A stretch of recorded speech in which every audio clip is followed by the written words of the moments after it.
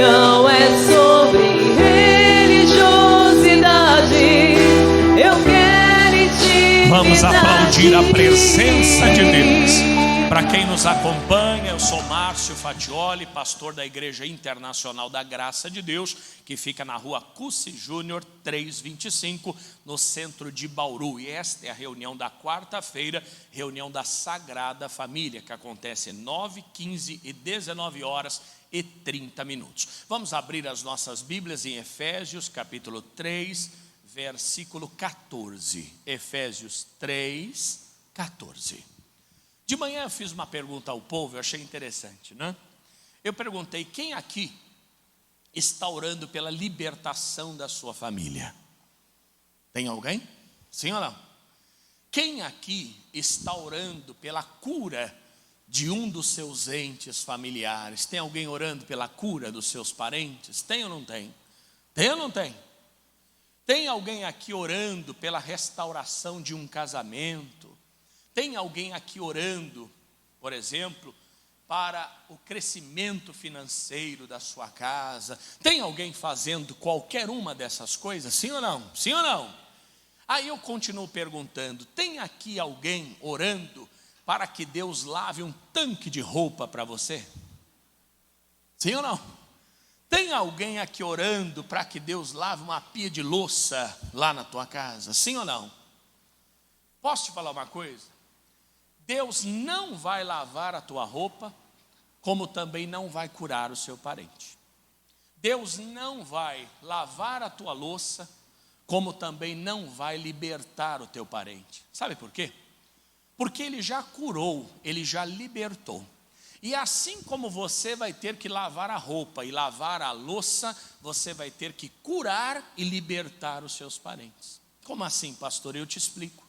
Jesus, ele disse: em meu nome vocês curarão os enfermos e expulsarão os demônios. O problema é que a gente não faz. Sabe qual é a nossa atitude? Entregar tudo na mão de Deus. Você fala: Deus, está tudo na tua mão. Deus vai dizer: na minha não, está na tua. Porque assim como eu não lavo louça, eu não curo também. Eu já dei o direito da cura, quem cura é você. Eu lembro uma vez, Dona Maria, minha sogra, cadê a Dona Maria? Isso, está ali a Dona Maria.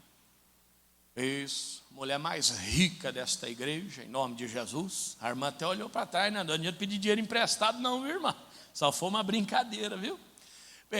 Dona Maria foi à igreja, recebeu lá o pastor pediu à época para levar um lustramóveis, para consagrar, para depois usar em casa na limpeza. Dona Maria, mulher de fé, pegou o lustramóveis, levou e consagrou. Um dia ela chegou em casa e o meu filho Felipe estava com febre. E não tinha remédio, não tinha lugar para levar, não sei que hora era. Eu sei que a Dona Maria não pensou duas vezes. Pegou o lustramóveis que recebeu na igreja, passou na mão, passou na cabeça do menino, determinou a saída da febre. E o que aconteceu com a febre? A febre foi embora. Ela curou aquele menino, em nome de quem? Ah, mas eu não curo ninguém. Não, você não é a fonte da cura. A fonte é Deus, mas você é um instrumento da cura. Quem está entendendo? O problema é que a gente traz fotografia para que as pessoas sejam curadas. Está errado, gente. A gente traz fotografia para que as pessoas sejam libertas, gente. Está errado. Você fala: então para que eu trouxe fotografia? O senhor que mandou trazer. Eu vou te explicar. Porque embora você cure, você liberte, você faça prosperar, porque você tem essa fé, existe pelo menos uma coisa que você não pode fazer e só Deus pode. Que coisa é essa? Que coisa seria esta que você veio buscar nessa noite? Alguém arrisca? Cadê a revista do mês? Eu dei uma entrevista para a revista Graça Show da Fé, está aqui nela. Eu vou te dar de presente. Quem arrisca? A única coisa que você não pode fazer, só quem faz é Deus. Cadê um corajoso, uma corajosa? Como é que é, irmã? Alguém falou desse lado, mas eu ouvi primeiro. A senhora falou o quê? Salvação. Exatamente, acabou de ganhar a revista. Diga obrigado, Jesus. Quem falou daquele lado? A senhora tinha dito o que, Ana Maria Braga? milagre. Não, milagre a gente faz. Claro que faz. A sombra de Pedro não curava, por que a minha não pode curar? Paulo não expulsava demônios com um pedaço de pano, por que eu não posso expulsar? Agora, salvação só Deus pode dar, eu não posso salvar ninguém. Eu não posso mudar um coração de carne em um coração de pedra em um coração de carne. Eu não posso convencer ninguém do pecado, da justiça e do juízo, só quem faz isso é Deus. E é o que você veio buscar aqui. Além disso, se você estiver buscando outra coisa além disso, você está perdendo tempo. Porque todo milagre que você precisa, ele está na palma das tuas mãos. Diga amém. Toda manifestação, todo poder, toda força, ele está na palma das tuas mãos. E não é porque você quer, não. É porque Deus quis assim. Olha o que diz o texto. Nós estamos, espera aí, Efésios? Não, o que é isso? Espera aí. Efésios 3, mas não é o 14 não, é o 20, Efésios 3, 20. Olha lá. Ora, aquele que é poderoso para fazer tudo muito mais abundantemente, além daquilo que pedimos ou... Todo mundo conhece esse texto, não conhece? Quem já falou, já leu, já ouviu esse trecho da Bíblia? Todo mundo aqui, não é isso? A gente até populariza, né? Deus faz mais do que eu peço e penso. Deus faz mais do que eu peço e penso. É excelente, maravilhoso. E quando a gente lê esse texto, o que a gente faz? A gente acha que tudo está na mão dele. Por isso que a gente fica esperando as coisas acontecerem. Ai meu Deus, eu estou há tanto tempo buscando a libertação do meu filho, eu não alcanço. Eu estou há tanto tempo buscando a cura do meu marido, eu não alcanço. Porque você está buscando algo que já está em você. Amém? Sabe aquela pessoa que usa a caneta atrás da orelha e fica procurando a caneta? Você fala, cadê a caneta que estava aqui? Quem pegou a caneta? E alguém fala, está atrás da tua orelha. Essas bênçãos não estão atrás da nossa orelha não, mas elas estão dentro de nós. Diga amém. Ele é poderoso para fazer além do que a gente pede ou pensa, é verdade. Mas olha a próxima parte, a parte B. Segundo o poder que em nós opera. Faz sentido agora o que eu estou falando? Sim ou não? Ele é poderoso para fazer mais do que pedimos ou pensamos. Ok, mas é segundo o poder que em nós opera. Esse poder já está sobre a nossa vida. Diga eu creio, diga eu creio. Se você notar, Jesus curava muitas pessoas e ele não pedia nada para Deus. Deus, estou aqui com esse cego. Vem agora, Pai, cura este homem. Não, ele colocava a mão e curava, ele passava o lodo e curava. Quando tinha um demônio manifesto, ele expulsava. Ele não orava ao Pai. Mas ele é Jesus, como é que ele vai orar? Porque se ele mesmo é Deus, é verdade. Mas procure na Bíblia um versículo que mostra Paulo, Pedro, que foram os homens mais usados por Deus, orando, pedindo milagre. Você também não vê. Paulo pregando, falando sobre cura, e tinha um paralítico sentado na primeira fileira. Diz a Bíblia, e ele, e Paulo, vendo que tinha fé para ser curado, tomou o homem pelas mãos e disse, levanta-te firme sobre os teus pés. E o homem levantou e andou. Você vê que esses homens entenderam que a fonte era Deus, mas que a origem do poder era Deus, mas eles eram a fonte do milagre. Nós não entendemos isso ainda. Por isso a gente passa a vida toda atrás de coisas que nunca encontra, porque estamos buscando longe algo que está em nós, estamos buscando distante algo que Deus já nos deu. Eu não sei por que não acontece. Eu sei, porque você não está apertando o play, tem que apertar o botão. Pastor, meu neto vive com a garganta inflamada. Você já tentou fazer uma oração sobre ele, mandar esse mal embora?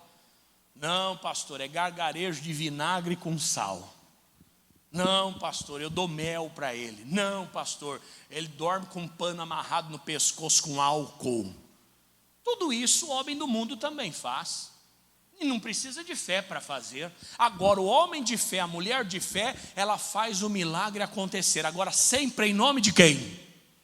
Porque eu não tenho força sozinho, é em nome dele. É como o sol. Nós vivemos aqui na terra o calor, a claridade, as plantas, né, a fotossíntese, a doçura dos alimentos, tudo aqui na terra. Mas é tudo consequência da luz do sol. Ele é o sol. Amém? Mas os efeitos do sol se manifestam aqui na terra. Ele é o dono do poder, mas esse poder está na minha vida e no nome de Jesus ele tem que se manifestar. Diga, eu creio. Assim precisa ser. Mas às vezes a gente ainda não se enxerga. Não, eu preciso, sabe, fazer aquela peregrinação, aquela humilhação, eu tenho que rogar, eu tenho que clamar. Não, você não tem, o que é seu e você não deve nada a ninguém. Claro que tudo que você conquistou foi por meio do sacrifício de Jesus na cruz do Calvário. Não é por causa da tua santidade, nem por causa da tua grande fé, mas é porque Ele se fez merecedor por você. Diga glória a Jesus. Quando Pedro cura um determinado, o paralítico, né? Do templo de Formosa, da porta chamada Formosa, a Bíblia diz que os homens cercaram ele e disseram, nossa, vocês são demais. E Pedro disse, opa, calma, não. Adora a Deus, porque nós somos homens iguais a você, e não foi pela nossa santidade ou fé que nós fizemos isso, mas foi pelo poder de Jesus Cristo. Agora, quando a gente pega esse poder e despreza ele, nós estamos perdendo a oportunidade de ver a nossa casa transformada, a nossa família curada, liberta, abençoada. Em nome de quem, gente? E a partir de hoje, conhecendo esta verdade, você se liberta de todas as amarras de Satanás. Diga forte, eu creio, Senhor. Aqui no Novo Testamento ainda, livro de Mateus, capítulo 16, capítulo 15, versículo 32, nós temos a clara revelação, nós temos a prática daquilo que eu acabei de te dizer.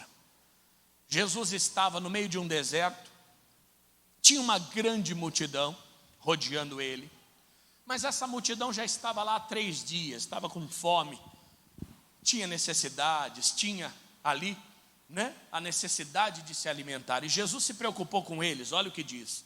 E Jesus, chamando os seus discípulos, disse, tenho compaixão de quem?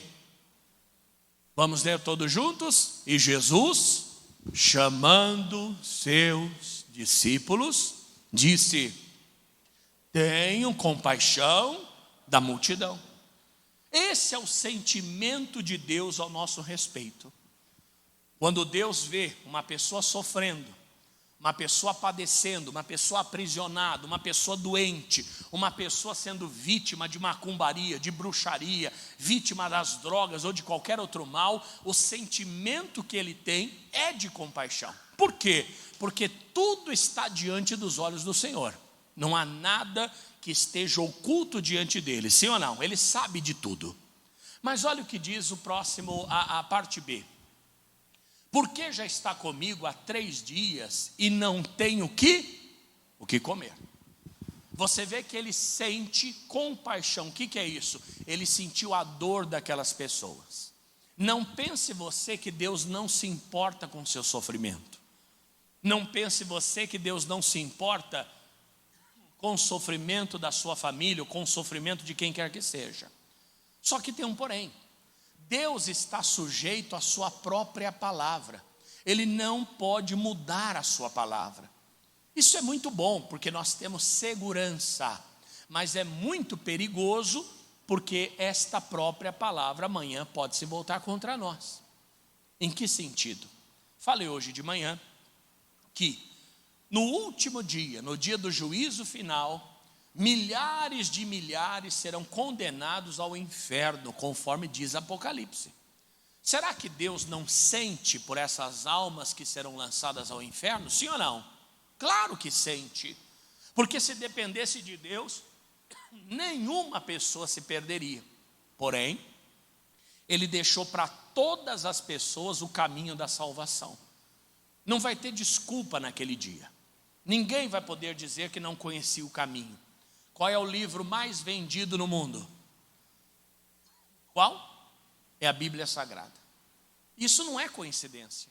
É porque a lei de Deus, ela precisa chegar ao conhecimento de todas as pessoas, para que haja o quê? Um justo julgamento. Ninguém pode ser condenado sem saber o que estava fazendo. E a gente não pode se alegrar com a injustiça. Eu dei o exemplo hoje de manhã, hoje à tarde, sobre um caso que eu vi por esses dias. Só para você entender como as coisas funcionam. O cidadão, dentro da sua casa, geralmente uma casa simples, né? Porque em casas melhores eles não costumam fazer. A polícia derrubou a porta, entrou na casa dele, encontrou uma porção de drogas e ele foi preso como traficante. Detalhe, a polícia não tinha ordem judicial e nem aquela pessoa foi pega em flagrante. Olharam para aquela casa, cismaram de entrar, entraram e prenderam uma pessoa. O que você acha disso? Bom ou ruim? Pastor é traficante, tem que se lascar mesmo. Eu acho que tem que entrar mesmo, tem que pegar, tem que prender, tem que fazer acontecer. Como diz o outro, sem anistia. O que você acha disso? O que você pensa disso? Você acha bom? Ruim? Mais ou menos? Vocês estão aqui ou foram embora? Fala alguma coisa pelo menos. O que o senhor acha disso? Bom, ruim? Traficante tem que se lascar mesmo. O que o senhor acha disso? Tem que ser cautela, tem que ter cautela. Fala, irmã. A senhora já ganhou a revista, vai ganhar a janta agora. Que mais? Fala, Raul. Isso é bom, isso é ruim? Por que é ruim? Por que é bom? Thaís, está dormindo aí já? Nem começou o culto. Hein? Por que é bom? Por que é ruim? Ana Maria Braga. Ercília, que fala mais que a mulher da cobra. Por que é ruim? Por que é bom? Eu expliquei para as pessoas, eu vi essa matéria na internet, no Instagram. Esse cidadão recorreu, o caso foi para lá no Supremo Tribunal Federal, e o Alexandre de Moraes, ministro, disse que a operação foi legal e a prisão dele tinha que ser mantida. E um cidadão escreveu embaixo, é isso aí, Xandão, bota para quebrar. Até o Hitler tinha admiradores, né? Por que o Xandão não vai ter? Mas eu não aguentei. Eu escrevi logo embaixo, eu disse assim, eu disse para ele, cuidado meu amigo, que a próxima casa pode ser a sua, e se você não tiver drogas, eles até te emprestam. Quem nunca ouviu dizer, a polícia tem meu respeito, pelo amor de Deus, que seria da sociedade sem a polícia, mas quem nunca ouviu dizer de provas forjadas? Quem nunca ouviu dizer, a própria polícia já fala isso para os meninos na rua aí, que também eu não defendo não. Eu fui parado uma vez só, porque eu dei risada. Estava dentro de um ônibus, a polícia entrou, falou, desce todo mundo. Falei, caramba, agora que eu não chego em casa mesmo, eita papagaiada, desci. Revistou todo mundo. Quando eu fui subir, o guarda falou, você não, você vai esperar o próximo. Me lasquei. Resumindo, quem nunca ouviu falar de uma situação como essa? Se você continuar falando, eu coloco 1 quilo de cocaína dentro do teu carro. Eu já vi isso acontecer. Não é uma regra, mas pode acontecer. Pode ou não pode? Resumindo, quando você celebra a injustiça na vida de alguém, você está plantando para viver a mesma injustiça lá na frente. Porque hoje prende o Zé, amanhã prende o Antônio, depois prende eu. Lembra daquele ditado, aquela frase, aquele textinho, né? Chegaram na casa do meu vizinho da direita e prenderam ele, porque ele era judeu. Eu, como não sou judeu, não reclamei. No outro dia vieram na casa da esquerda e prenderam meu vizinho que era católico. Eu, como não sou católico, eu não reclamei. Vieram no outro dia na casa da frente, prenderam o fulano que era muçulmano. E eu, como não sou muçulmano, eu não reclamei. Até que no outro dia voltaram e me prenderam. E já não tinha mais ninguém para reclamar. Cuidado quando você comemora a injustiça. A próxima vítima pode ser você. Deus é Deus de justiça. Aí você diz, mas pode chegar no dia do juízo e Deus dizer, não, ninguém vai para o inferno, eu vou liberar todo mundo para ir para o céu. Ele estaria sendo injusto comigo e contigo, porque nós abrimos mão de tudo, carregamos a nossa cruz a vida inteira. E como é que a gente pode ter a mesma recompensa de quem viveu no mundo, no pecado ou na qualquer outra coisa? É o dizimista. Não, eu não sou dizimista, mas Deus me abençoa do mesmo jeito. Você está chamando Deus de quê? De injusto. Porque como é que pode eu, que tenho zelo, preocupação, abro mão de algumas coisas para cumprir a minha obrigação, como é que eu posso desfrutar das mesmas bênçãos do infiel? Essa conta não fecha, Deus não trabalha desse modo. Quando Ele entregou na sua mão o direito da cura, Ele não vai mais agir por você, você vai ter que agir. Por quê? Porque Ele está limitado pela sua própria palavra. O impossível aos homens são possíveis a quem? São possíveis a Deus. Você nem percebeu, mas ali tem uma lei, ali tem uma norma, que Deus só pode agir quando nós não podemos mais. Isso é uma lei, amém? Por isso que eu falei, quem aqui está orando para Deus curar? Quem aqui está orando para Deus lavar a louça da sua casa? É a mesma coisa, porque tanto a louça, perdão, esse ar ficou bom mesmo, viu gente? Já está até matando uns aí. Porque, ó, isso pega, hein? Alguém já começou a tossir também aí. Porque no mesmo modo que a louça está sob a sua administração, a cura divina também está. Em meu nome expulsarão os demônios, em meu nome curarão os enfermos. Jesus falou para os discípulos, olha, a multidão está aqui, eu tenho pena deles. Deus não deixou de ser misericordioso, Deus não deixou de ter compaixão de ninguém, pelo contrário. A dificuldade, o problema é que Ele pegou esse poder e entregou na nossa mão para que a gente use. E quem não usar, vai ficar a ver navios. Nossa, mas eu faço campanha, eu oro há tanto tempo, eu ando de joelhos, eu faço jejum. Não é nada disso, é determinação. Repita comigo, determinação. Olha o que diz o texto, vamos lá. Porque já está comigo há 3 dias e não tenho o que comer, e não quero despedi-la em jejum, para que não desfaleça pelo caminho, ou no caminho. Jesus não quer ninguém sofrendo, Jesus não quer ninguém parando no caminho, Jesus não quer ninguém capengando na vida. Mas olha o que diz o 33. E os seus discípulos disseram-lhe, de onde nos viriam no deserto tantos pães para saciar tal multidão?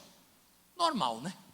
Você vê de um lado Cristo, que representa Deus, tendo compaixão das pessoas, e agora você vê os discípulos, que representam a mim e a você, criando um problema para cada solução. Porque geralmente a gente é assim. Estamos pregando sobre isso, encorajando as pessoas a tomarem posse da bênção, e tem gente pensando assim, não sei não, viu? Porque a gente é assim. A gente é assim.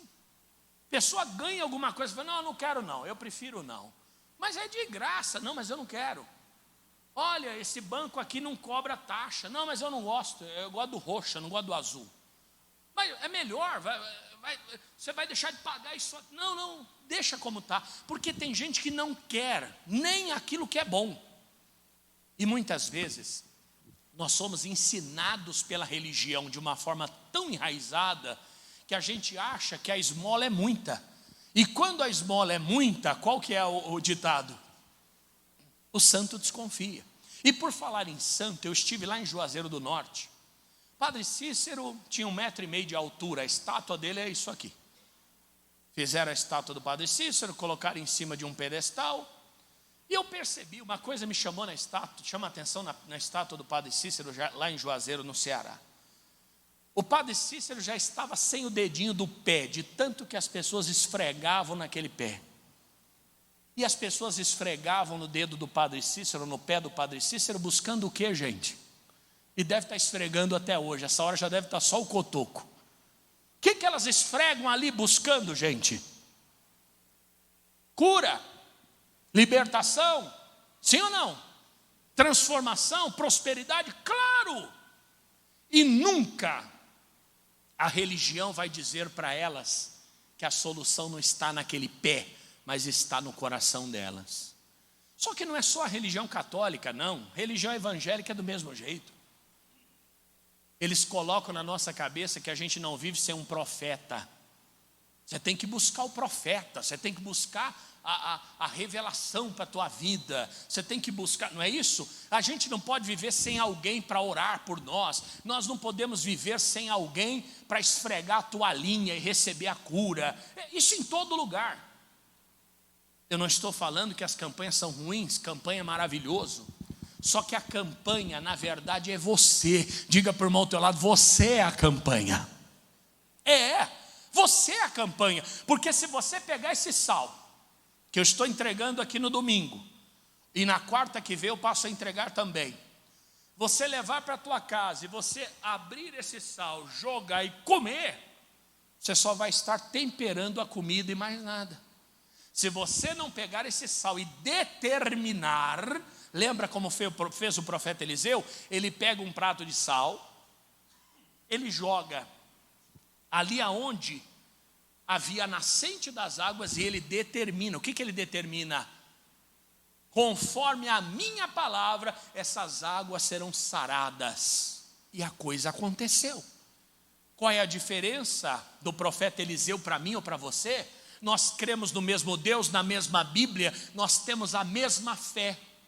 Então o segredo é a postura, é o posicionamento, é a visão das coisas. Diga amém. Não deixa nada impedir você, não deixa nada limitar você, não deixa nada cercear você. Você é mais do que vencedor. Diga amém.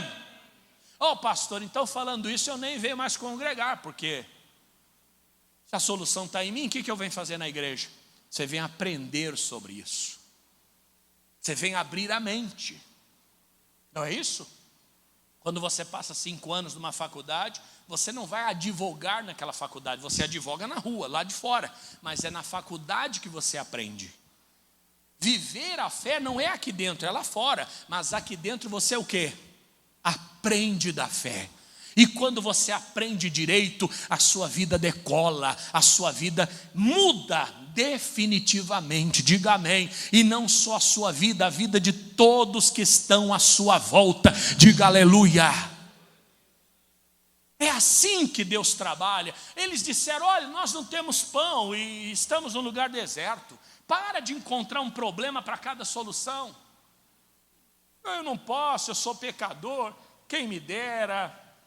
Eu não sei se funciona assim mesmo, eu não posso, a minha fé não alcança, amigo. Tudo que você não pode, Deus pode. Só vai e faz, só toma posse, só acredita, só continua caminhando. É como Pedro andando sobre as águas, não olha para o vento, não olha para nada, vai e faz. Diga amém. Aqui nós temos no verso 34, e Jesus disse-lhes, quantos pães tendes?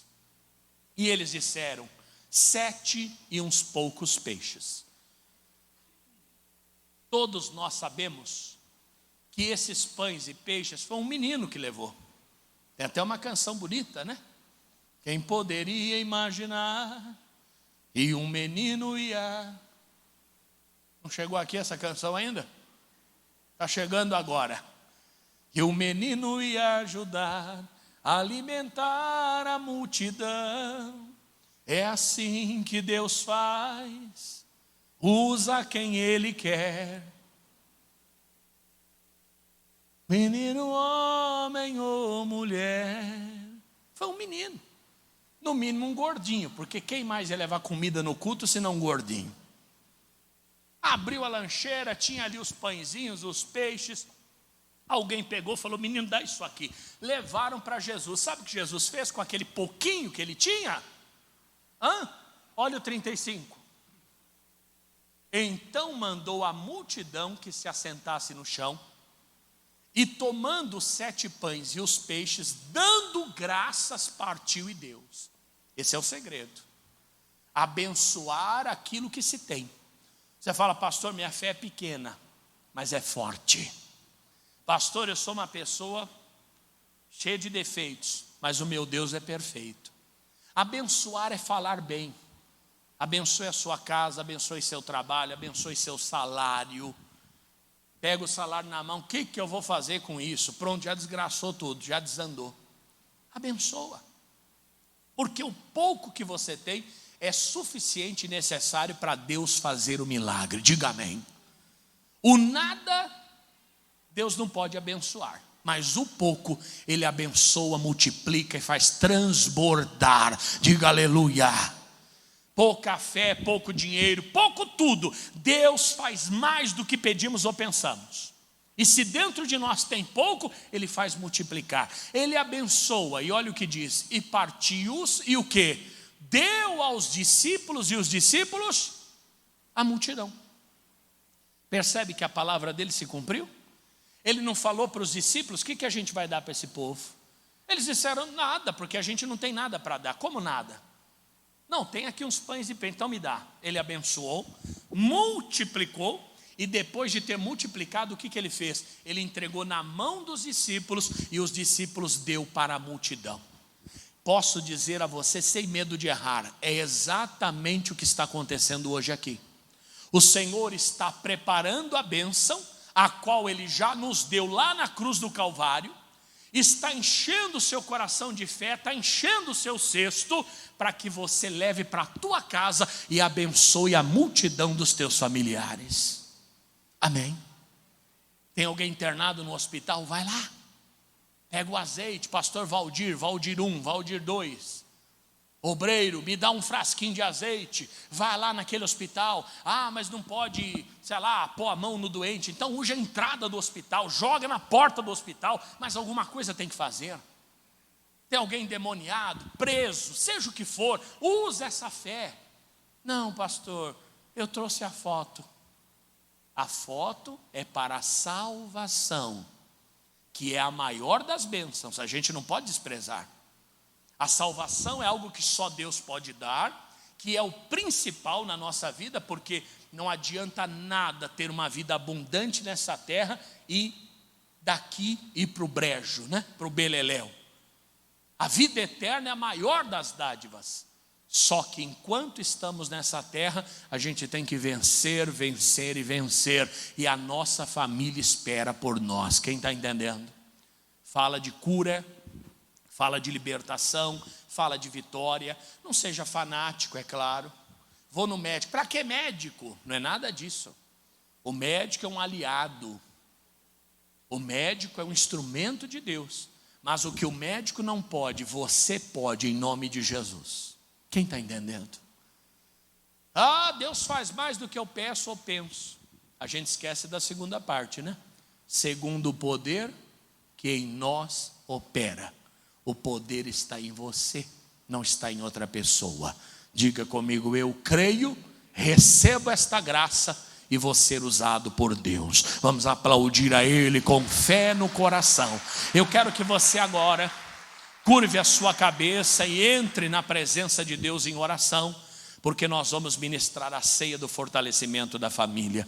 E você que está em casa, Cussi Júnior 325 é o nosso endereço, e eu te espero no próximo domingo às 8 horas da manhã, no Santo Jejum da Vitória.